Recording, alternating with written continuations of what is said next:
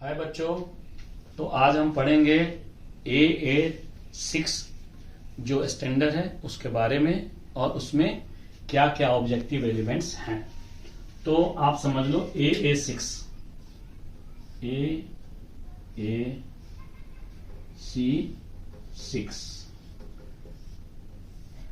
इसके अंदर total objective elements हैं 10। कितने ऑब्जेक्टिव एलिमेंट्स? अरे बताओ यार, ऑब्जेक्टिव एलिमेंट्स हैं 10। अब 10 कौन कौन सा है पहले आपको बताता हूं मैं, उसके बाद डिटेल में पढ़ेंगे। पहला है स्कोप ऑफ सर्विसेज, दूसरा है इंफ्रास्ट्रक्चर जिसमें फिजिकल है, इक्विपमेंट्स हैं, तीसरा है ह्यूमन रिसोर्स, चौथा हो गया qualified train staff to perform the test, पांचवा हो गया TRF sample collection, transportation, processing and disposal of sample, छठा हो गया टर्न अराउंड टाइम, सातवां है क्रिटिकल रिजल्ट, आठवां है रिपोर्टिंग फॉर्मेट, नौवां है आपका reporting error recall amendment policy और 10वां हो गया MOU out of source test के लिए। ठीक है, तो पहला जो है वो है scope of services. Scope of services पहला ऑब्जेक्टिव एलिमेंट है scope of services. Scope of services का मतलब हो गया कि जो ऑर्गेनाइजेशन का स्कोप ऑफ सर्विसेज है वो लैब के स्कोप ऑफ सर्विसेज से मैच होनी चाहिए। इसका मतलब है कि जो ऑर्गेनाइजेशन के अंदर डिपार्टमेंट है, मान लीजिए आपके ऑर्गेनाइजेशन में कार्डियक यूनिट है तो आपके लैब में कार्डियक एंजाइम टेस्ट होना चाहिए। यदि आपके ऑर्गेनाइजेशन में यदि नेफ्रोलॉजी है डिपार्टमेंट है तो आपके लैब में KFT test, LFT test, CBC होनी चाहिए। इसका मतलब ये है कि हॉस्पिटल का जो स्कोप ऑफ सर्विसेज है वो लैब के स्कोप ऑफ सर्विसेज से मैच होनी चाहिए। ठीक है, यानी एक दूसरे के पूरक हैं, अवेलेबल होना चाहिए ताकि वो सर्विस इमरजेंसी के केस में या पेशेंट एडमिट है उस केस में पेशेंट को मिल सके। ठीक है, scope of services clear.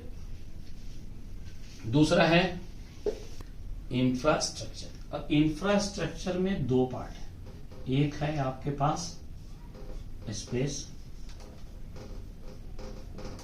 Of lab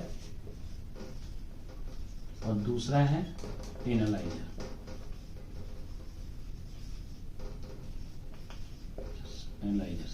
यानी लैब में का स्पेस इतना होना चाहिए जहां पे जो पर्सनल्स काम कर रहे हैं उनका मूवमेंट अच्छी तरह हो सके, एनालाइजर्स का एरिया जो है वो डिफाइन हो सके, एनालाइजर्स को प्रॉपर इंस्टॉल किया जा सके और वहां पे किसी तरह का क्रॉस कंटामिनेशन नहीं हो। तो स्पेस जो है वो बिल्कुल प्रॉपर होना चाहिए ताकि क्रॉस कंटामिनेशन को बचाया जा सके में या किसी आपदा में वहां से निकलने के लिए रास्ता सुनिश्चित हो। तो ये हो गया आपका इंफ्रास्ट्रक्चर, इसमें स्पेस और एनालाइजर इक्विपमेंट्स होनी चाहिए जो आपके स्कोप को फुलफिल करें। जो तीसरा है वो है ह्यूमन रिसोर्स। अब ह्यूमन रिसोर्स का मतलब ये नहीं है केवल टेक्नीशियन, डॉक्टर, सारे human resource, ward boy, housekeeping, doctors, technicians, ये एनफ होने चाहिए ताकि लैब के टेस्ट को टाइमली परफॉर्म किया जा सके, टाइमली रिपोर्टिंग किया जा सके। तो ह्यूमन रिसोर्स में कॉम्बिनेशन है टेक्निकल स्टाफ का, डॉक्टर्स का प्लस हाउसकीपिंग।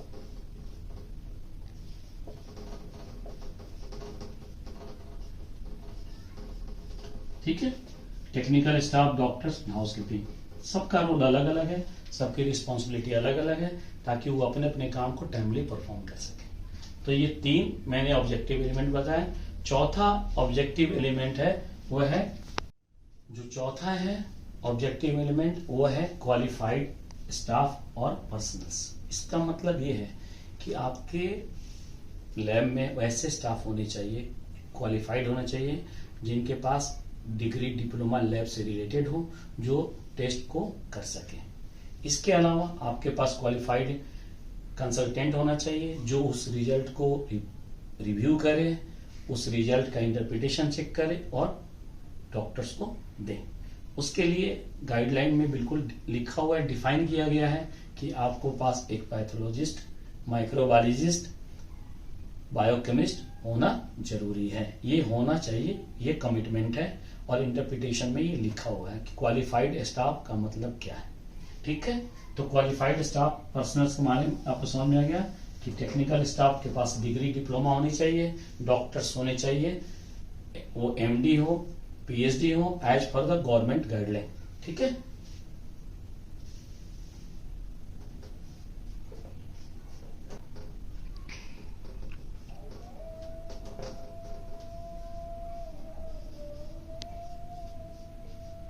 पांचवा हो गया requisition of test sample collection, processing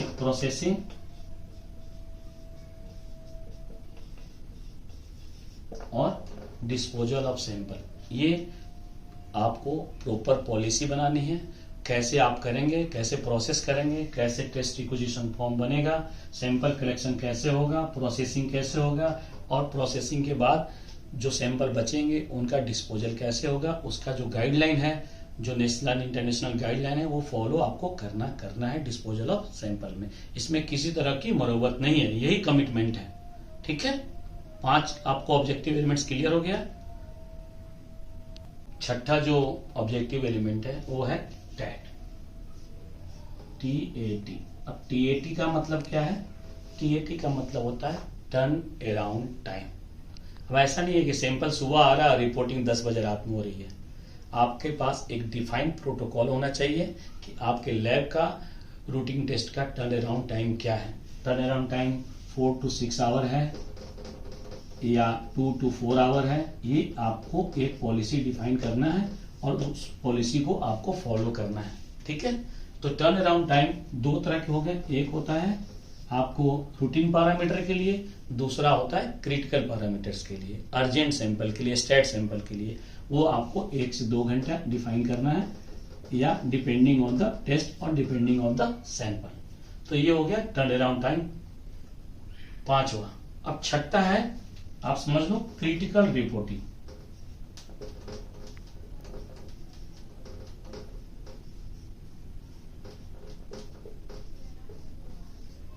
critical reporting क्या मतलब? क्रिटिकल रिपोर्टिंग का मतलब होता है वो रिपोर्टिंग जिससे पेशेंट को लाइफ थ्रेटनिंग हो, यानी उसके जान को खतरा हो, वो हो गया क्रिटिकल रिपोर्टिंग। अब क्रिटिकल रिपोर्टिंग भी का जो टाइम फ्रेम है, वो विद इन टाइम फ्रेम आपको कंसर्न डिपार्टमेंट और कंसर्न डॉक्टर को इन्फॉर्म करना है। ऐसा नहीं कि आप मशीन पे चला रहे हैं और आपको दिखाई दे रहा है कि क्रिटिकल रिपोर्ट है और आप 1 घंटे बाद इन्फॉर्म कर रहे हैं। बहुत सारे पैरामीटर्स हैं जिसको आप क्रिटिकल है, पेशेंट का लाइफ थ्रेटनिंग है। जैसे पोटासियम टेस्ट है, आप चला रहे हो, मशीन में आपको दिखाई दिया 10:02 पे, और आप कंप्यूटर में चाहे LIS में ट्रांसफर कर रहे हो 10:20 में, लेकिन आपको जब दिखाई दिया एनालाइजर के डिस्प्ले पे, उसी समय आपको बताना है और उसको डॉक्यूमेंट करना है। तो ये है क्रिटिकल रिपोर्टिंग। इसका एक बहुत क्या इंपॉर्टेंस आप समझ रहे हैं। तो critical reporting with in A time frame, ये हो गया क्रिटिकल रिपोर्टिंग का सिस्टम। इसको आपका पॉलिसी बनाना है, उस पॉलिसी को फॉलो करना है, रिपोर्ट को डॉक्यूमेंट करना है।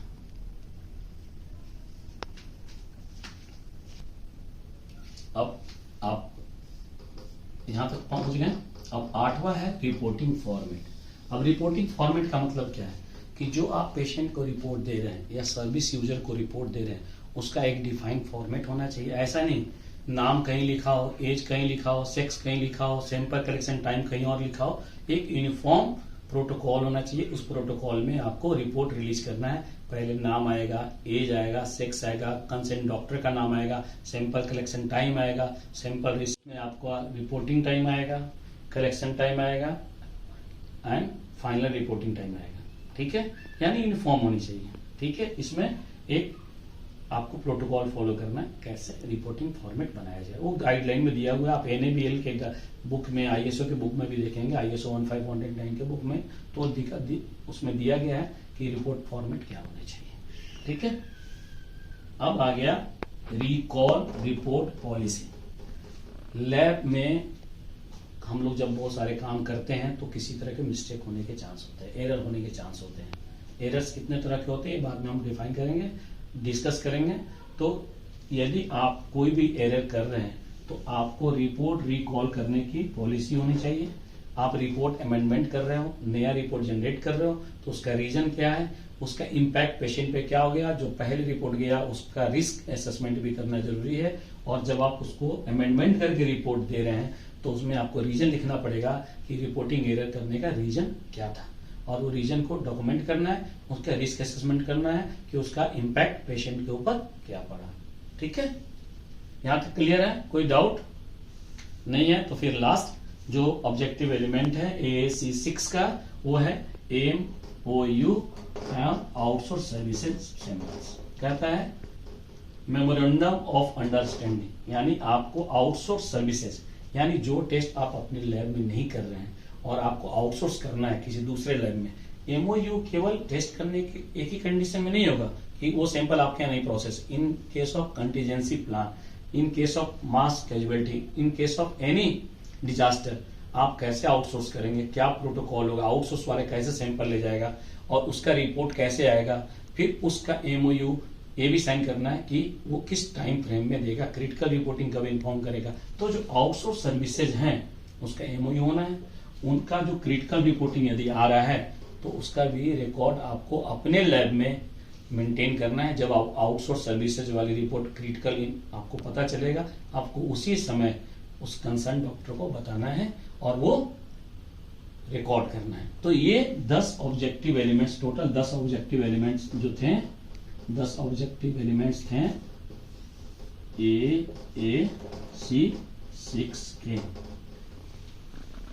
और आज का क्लास हम यही खत्म करते हैं। नेक्स्ट क्लास में AA 7 के बारे में हम पढ़ेंगे। Thank you so much.